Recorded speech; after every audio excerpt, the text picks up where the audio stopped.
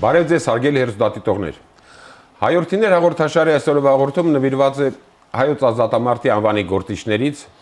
Խանասորի Վարդանին, Սարգիս Մեհրաբյանին։ Մեր հաղորդման հյուրերն են պատմական գիտությունների դոկտոր պրոֆեսոր Աշոտ Ներսիսյանը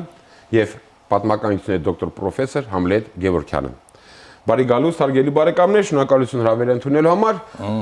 Այժմ դիտենք փոքրիկ ակնարկ նվիրված Խանասորի Վարդանի կյանքին եւ գործունեությանը եւ շարունակենք մեր հաղորդումը։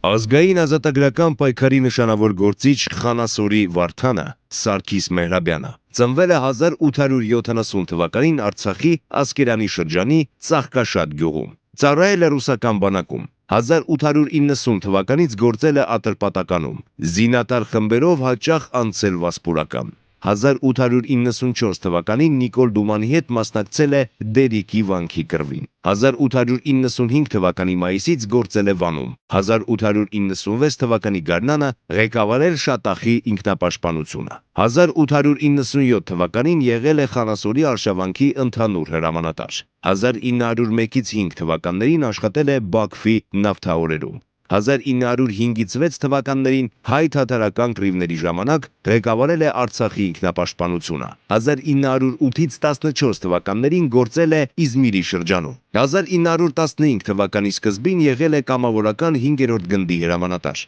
1915 թվականի գարնանը Արարատյան գնդի հրամանատարն էր եւ որպես ռուսական բանակի առաջապահ օգնության հասել Վասպուրականի հայությանը։ 1917-ից 18 թվականներին անդամակցել է Բաքվի հայոց ազգային խորհրդին։ Մահացել է 1943 թվականի հունվարի 2-ին։ Թաղված է Երևանի քաղաքային գերեզմանատանը։ Ծննդավայրում գործում է տուն-թանգարան։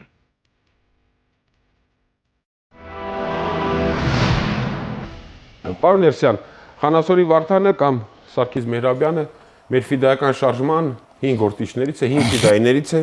եւ նա փաստորեն իր անցած մարտական ուղում կամ ապրած կյանքի ընթացքում ոչ միայն իր ունեցած դերակատարմամբ մարտի դաշտում իսկապես հերոսացավ, իր կարևոր դերակատարություն ունեցավ, այլև կյանքում համեստ, պարկեշտ գործիչ էր, համեստ կյանքով էր ապրում եւ կարելի է համոզված ասել, ոչ մինչև վերջ իր համեստությամբ հարգանք վայելեց, սեր վայելեց բոլորի կողմից եւ արժանի մնաց հերոսի այդ կոչմանը։ Համաձայն եմ ձեր հետ, որ Խանասորի Վարդանը, որը նաեւ մտել է երկերի մեջ, որպես հերոս, համեստ մարդ էր, անփառատենչ մարդ էր, բայց գիտեք ինչ կա, երբեմն մարդկանց ճակատագրերը, հերոսների ճակատագրերը ուրեմն թեպետ նրանց անկախ նրանց համեստությունից նրանց դարձնում են ուրեմն ավելի հայտնի, քան ասենք տվյալ իրավիճակում նրանք, ովքեր որ ասենք թե ինչ որ մի գործողության բուն հեղինակներն են, բայց դեպքերի բերումով նրանք չեն իրենց ուրեմն հղացած այդ գաղափարի իրականացնողը եղել եւ դա անցել է Խանասորի Վարդանի նման մարդկանց։ Այնուամենայնիվ պատմության մեջ իհարկե համաձայն լինելով դրա ասացի, պատմության մեջ մնում է հենց Վարդանի անունը։ Կարողացա, որ այս անպատրաստից ձեր հարցի պատասխանեց, չգիտեմ, կարողացա միտքս հասկացնել, թե ոչ Խանասորի Վարդանը իսկապես եղել է համեստ, բայց ասենք հենց Խանասորի Վարդան, որը ասում ենք, դա նշանակում է որ նա Խանասորի հերոսներից էր, ավելին նա Խանասորին առանձին կանդրադառնա, պարոն Ներսյան։ Խանասորի ուրեմն այդ հայդուկային հարձակողական ձեռնարկի հրամանատարներից էր։ Իսկ որ նա իսկապես եղել է համեստ, բայց նաև քաջ, իր համեստության համեմատ նաև քաջ եւ 19-րդ դարի 90-ական թվերի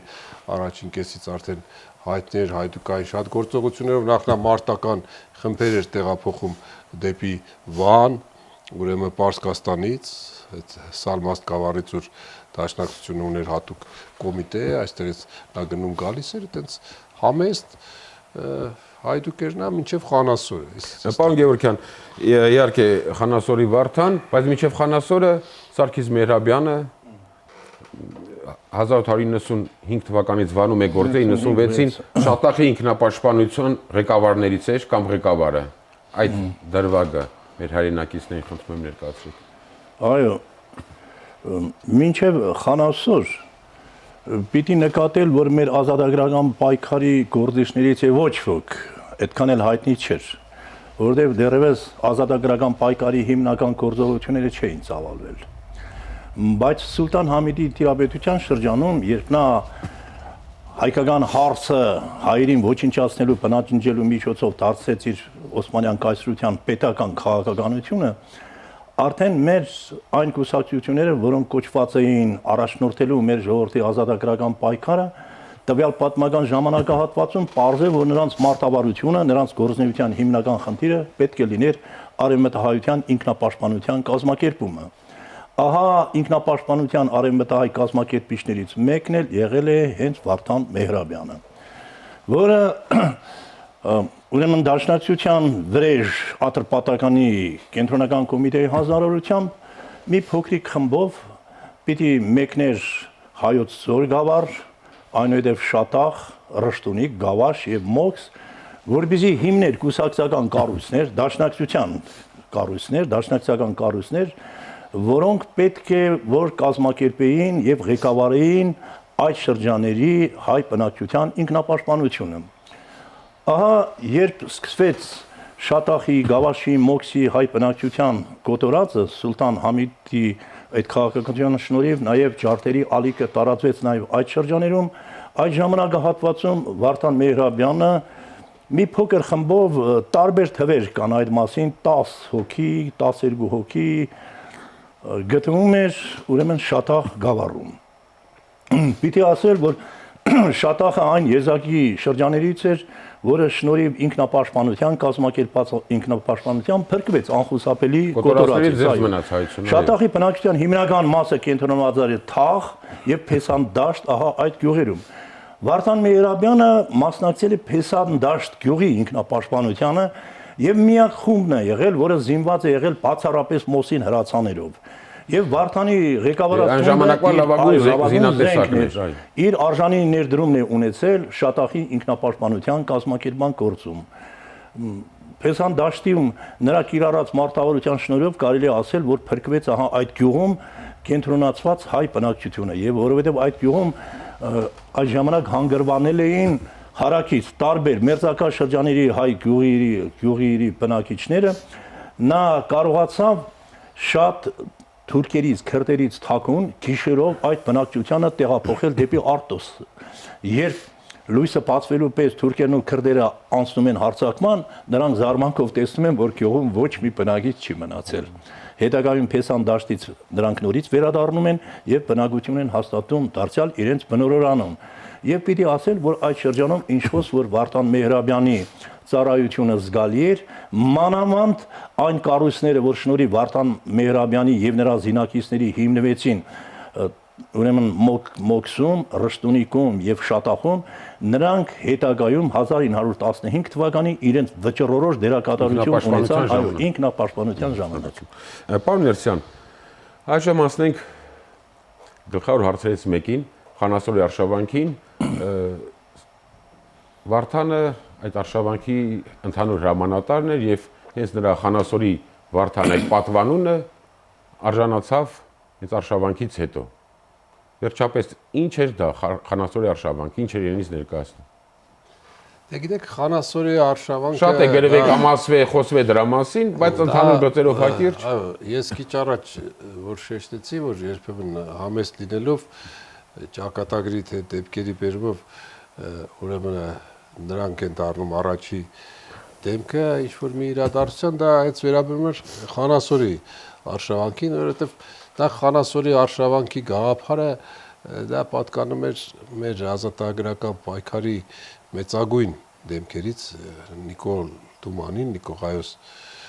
ուրեմն Տեր-Հովհաննիսյանին, Վարդանի համագյուղացու։ Հա, որը ասենք ինքը այդ գաղափարը ներկայացրեց Դաշնակցության բյուրո նպատակը որն էր 1896 թվականի Վանի մեծ դեպքի հետ Հուլիսյան մեկշաբաթյա ինքնապաշտպանությունից հետո երբ որ բանակցություններ գնաց այդ ինքնապաշտպանության ղեկավար 3 կուսակցությունների ներկայացուցիչների, ղեկավար դեմքերի Մկրտիչ Ավետիսյանի, Պետոյի, Ալեքսանդր Պետրոսյանի, Դաշնակցության ներկայացուցիչ է բանում եւ Հնչակյան Մարտիկի Մարտիրոս Սարուխանյանի հետ նրանք խառնել էին, թուրքերը խառնել էին ուրեմն ռուսական Բիթլիսի հյուպատոսին, որ եթե դուք հեռանաք Պարսկաստանից, մենք Վանի բնակչությանը թուրքերի պատժիչ դիժարուական գործողություններ Խանասորի արշավանքը, մենք Վանի բնակչությանը ձեռք չենք տա եւ մոտ տարբեր տվյալներով մոտավորապես 1200-ից 1500 զինված երիտասարդներ այս 3-ի գլխավորությամբ շարժվեցին դեպի Պարսկաստան, բայց պարսկա-թուրքական սահմանագլխին Սուր Բարդուղիմեոս վանքի Չուխ Կետուկի ու Ղարահիսար լեռան մոտ սրանք մազրիկ կոչված ցեղի կողմից շրջափակվեցին եւ գրեթե ամբողջությամբ ոչնչացվեցին նաեւ այս գաղափարական ղեկավարները, նաեւ այդ Ավետիսյանը, Պետոն, մյուսը եւ դրանից հետո Դումանը ներկայացրեց բյուրո մի ծրագիր, որ նախ այս մազրիկ ցեղը ոչնչացնի, որովհետեւ այս Շարաֆ Բեկը այս մազրիկ ցեղի ուրեմն ցեղապետը ինքը նստած էր հենց այդ պարսկա-թուրքական սահմանագլխին, այդ Արաուլ լեռան ստորոտին եւ արգելքել ծառանում դեպի երկիր Արևմտյան Հայաստան զենքերի, այո, եւ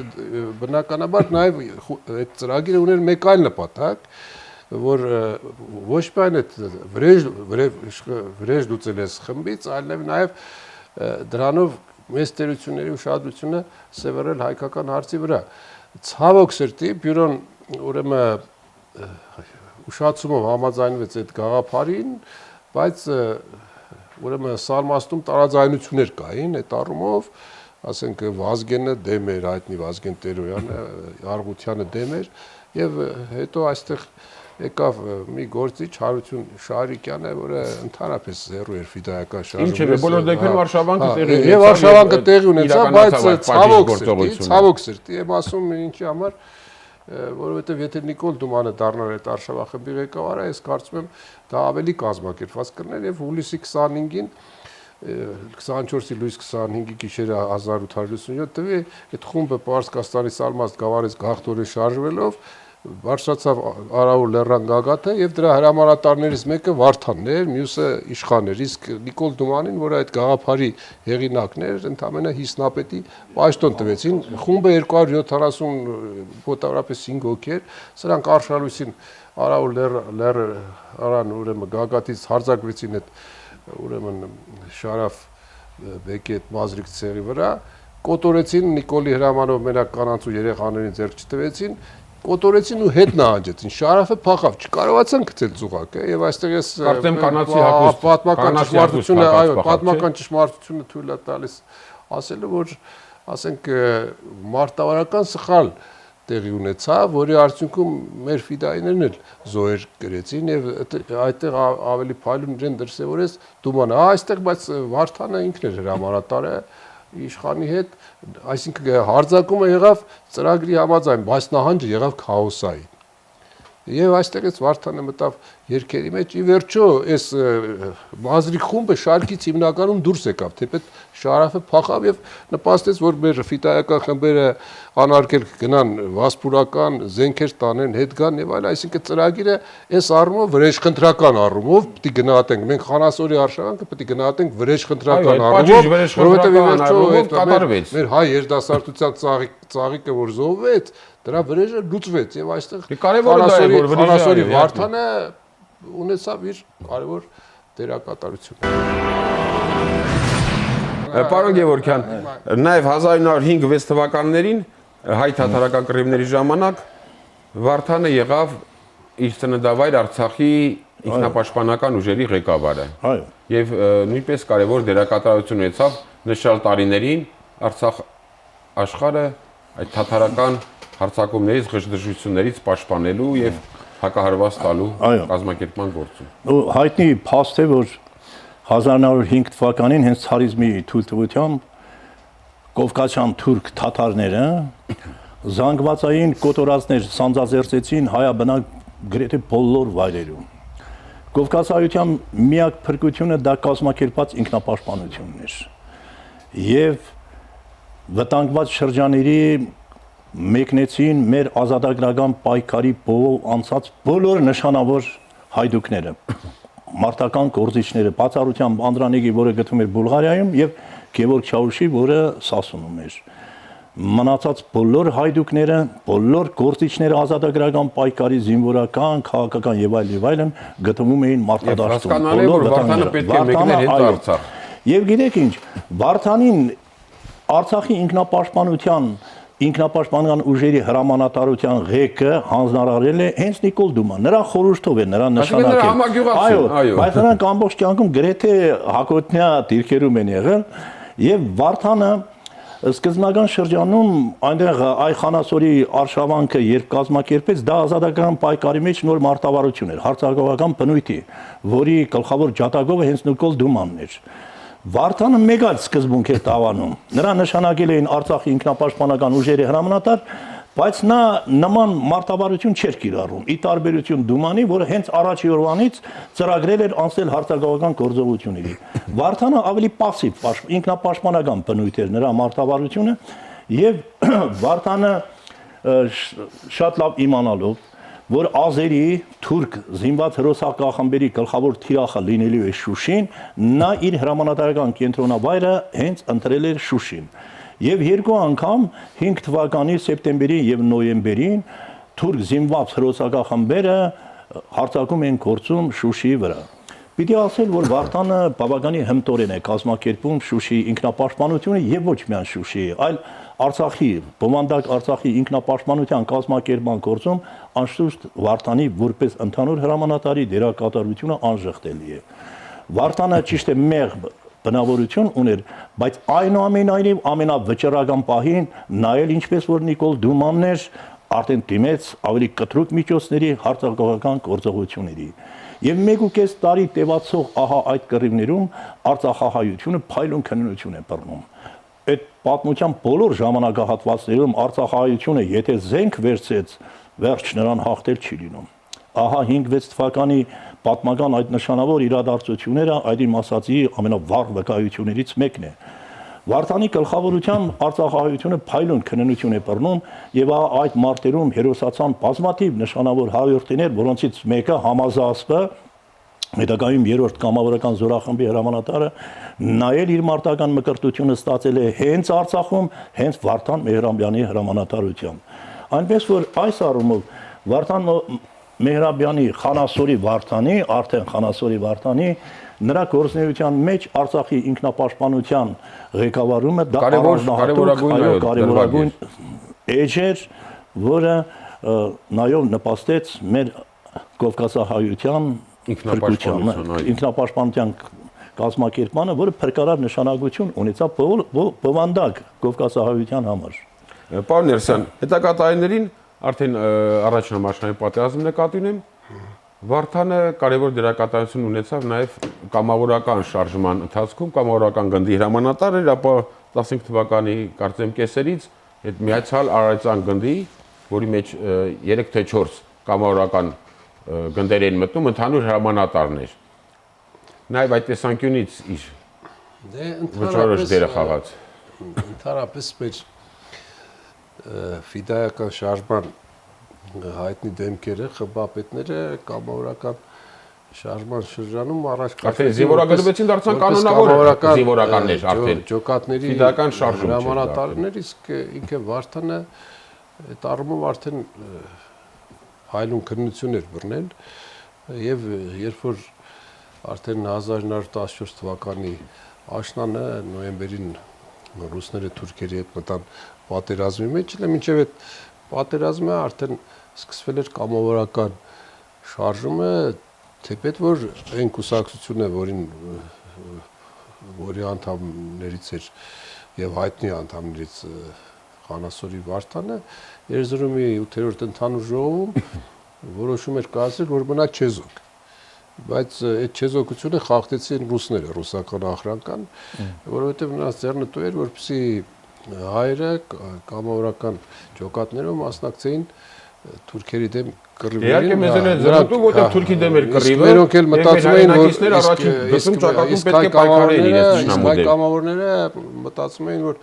ռուսի կողմից Թուրքիայի Արևմտյան Հայաստանի ավելի կոնկրետ գրամը օրերի հարց է, բայց դա օրերի հարց չեղավ, դա եղավ ամիսների հարց։ Վարդանը լինելով ուրեմն 5-րդ կամավորական գումարտակի հրամանատարը, ուրեմն եւ ունենալով իսկապես գնահատելի անցյալ, արդեն քանի որ հայտնի է որ կային կամավորական դաշնակցական ուրեմն 6 գումարտակներ, որոնցից մենակ իշխանի գումարտակը հաջորդ տարի ստեղծվեց, ուրեմն Վարդանը սկզբից 5-րդ կամավորական գումարտակի հրամանատարն էր, բայց հետո Դաշնակցության բյուրոն Ռուսաստանի Կովկասյան ռազմական հրամանատարության առնելով Վարդանի հեղինակությունը նրան ընտրեցին նշանակեցին կամ որովհետև նա ուներ զինվորական հմտություններ, թեպետ ինչպես նշվեց, Վարդանը ավելի խղճով մարդ էր, քան թե ասենք Դումանը թշնամիների հանդեպ էլի, դրա գնահատելը այլ հարց է։ Եվ նրան նշանակեցին, որոշեցին ուրեմն այդ կամավորական կարգադրիչ մարմինի հետ համաձայնությամբ Հայոց ազգային բյուրոն համաձայնեցնելով ռուսական վերին մարմինների հետ որոշեցին ստեղծել այդ բոլոր կամավորական գումարտակները միավորել մեկ ընդհանուրի մեջ, որի դեպքում արդեն մոտ 5000-ի կհասներ, էլի, եթե հաշվում ենք։ Դա արդեն առելի մեծ թիվ է, 5000 մարդի։ Եվ նրան նշանակեցին Արարատյան ինչպես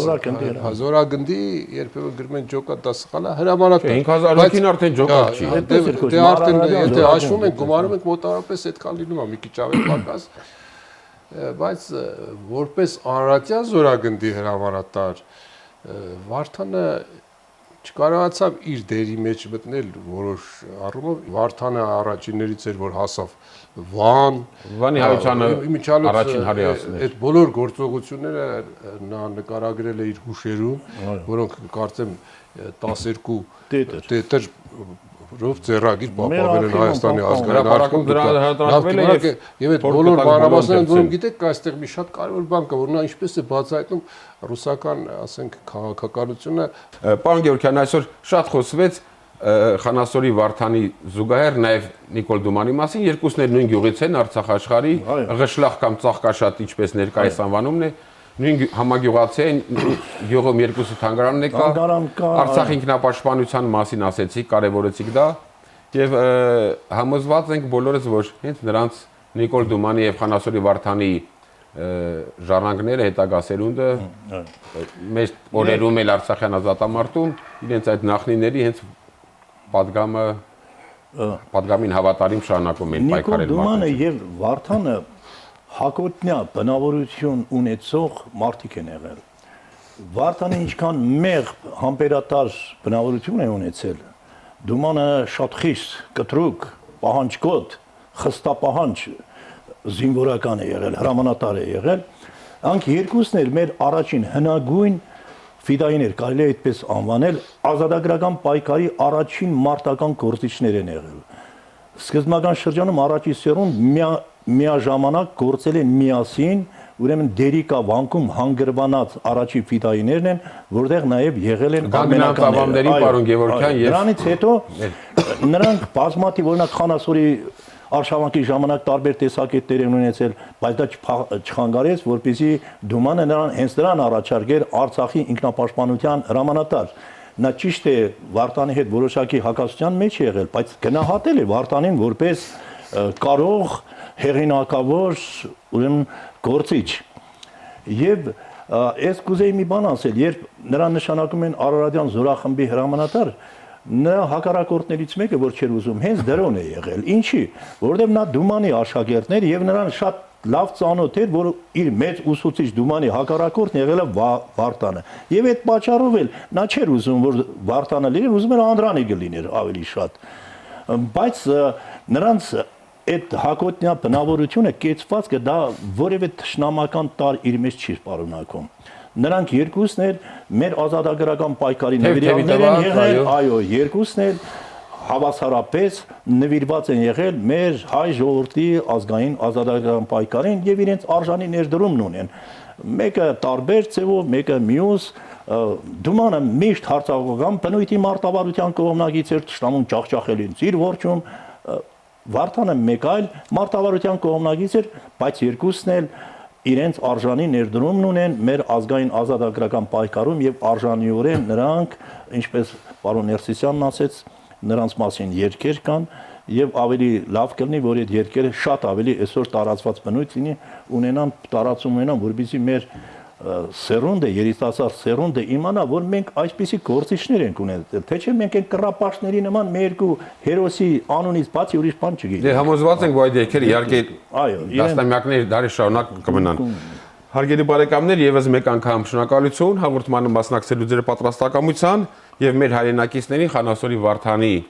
անցած մարտական ուղու նրա հայրենասեր կերպարի ներկայացման ու գնահատման համար։ Հաղորդումը ավարտեմ Խանասորի արշավանքի նախորդին Վարդանի հետևյալ խոսքերով։ Ցույց տանք մեր հասարակության թերահավատ մասին, որ ընդունակ են հեղափոխական, թեև անհավասար կռիվը հաջողությամբ առաջ տանելու։ Ցույց տանք ամբողջ աշխարհին, որ հայն էլ գիտի կռվել ազատության համար։ Հարգելի հեռուստադիտողներ, Հայորդին հրաղորդաշարի այսօրվա հաղորդումը նվիրված էր հայոց ազգային ազատագրական պայքարի նշանավոր գործիչներից Խանասորի Վարդանին։ Առայժմ այսքանը ճանաչենք Հայորդիներին։